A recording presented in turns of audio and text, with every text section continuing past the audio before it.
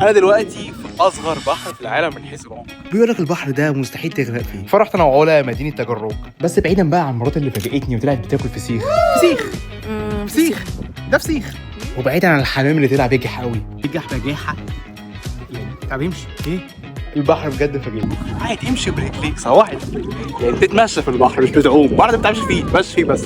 بص البلاج هناك ايه؟ الشاطئ هناك بعيد وانا واقف على رجلي.